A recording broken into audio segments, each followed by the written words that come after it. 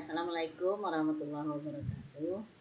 Waalaikumsalam warahmatullahi wabarakatuh. Mas Suri, kami dengar-dengar nih, Bapak sudah melakukan sebuah aktivitas di sekolah binaan Bapak ini.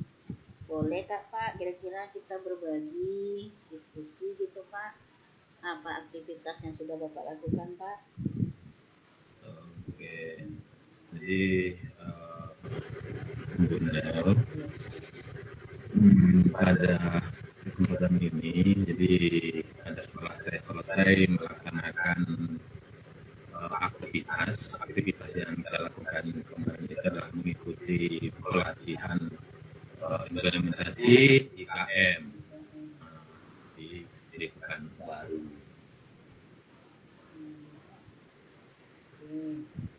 Bapak mengikuti IKM di Pekanbaru ya Pak? Oke, tentu banyak nih yang Bapak dapatkan nih.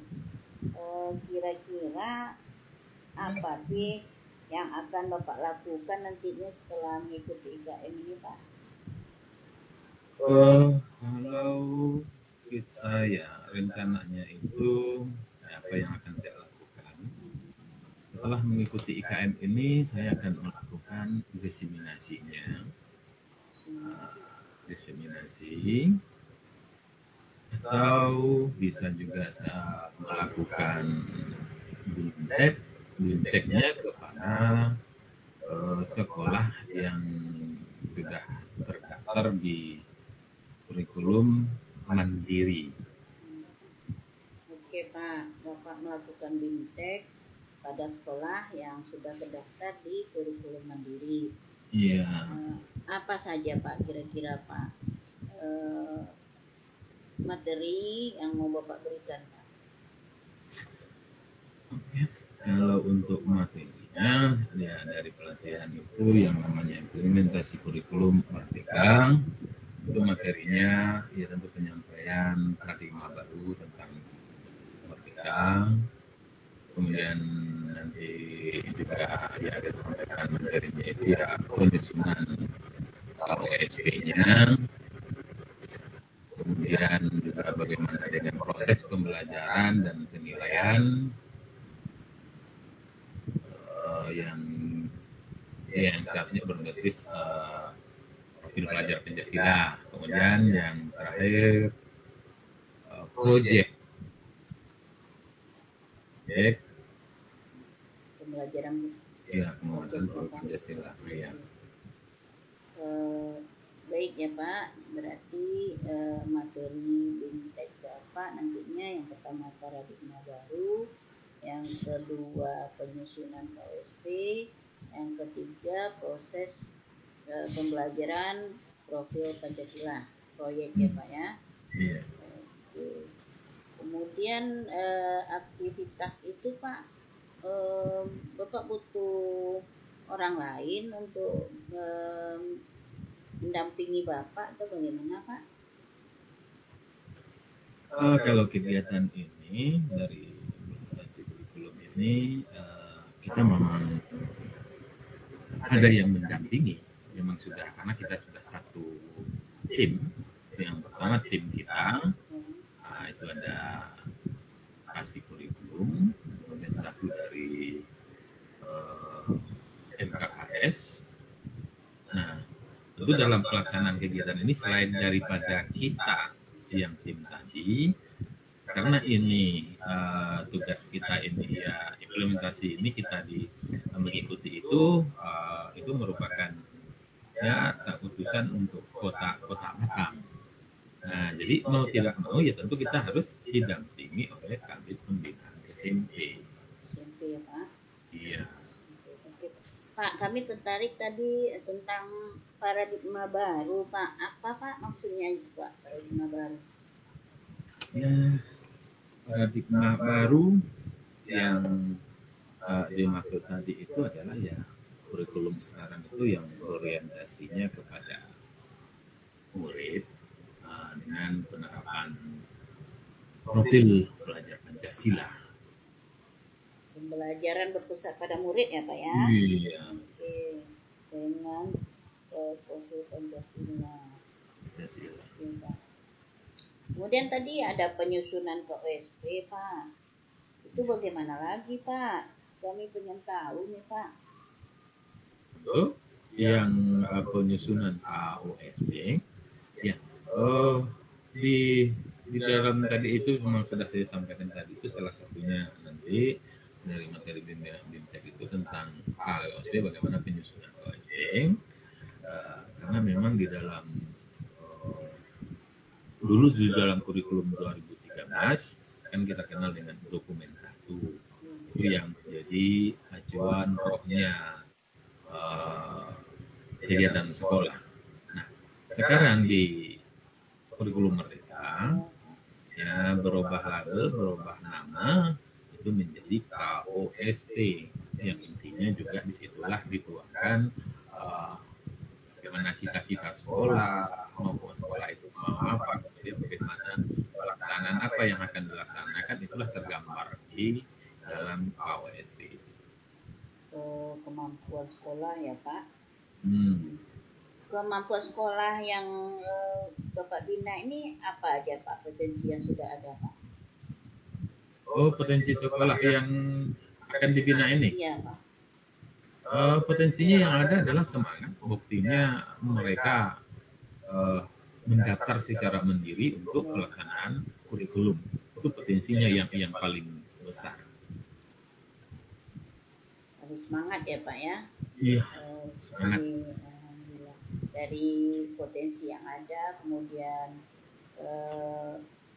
Bapak baru membentuk timnya sudah ada sebetulnya, Pak ya? Ya, timnya sudah ada. Kita tinggal minta pendampingan, seharusnya kan dari dinas, tapi dinas kepala dinas sudah diwakili oleh kabitnya.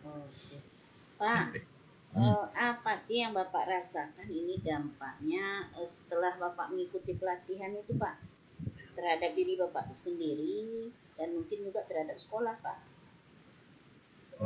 Dampaknya terhadap itu, pertama terhadap diri sendiri ya, tapi kita berdampak, kita terbuka wawasan kita, bertambah pengetahuan kita tentang kurikulum itu sendiri.